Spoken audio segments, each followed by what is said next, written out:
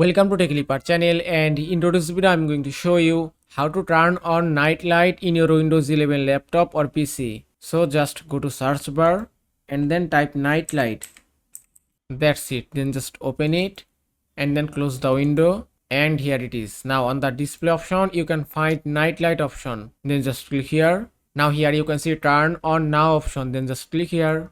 And it's done. You can see in my PC Nightlight has been enabled successfully. Now here you can see a slider, and from here you can adjust your nightlight color and you can set any level as you want.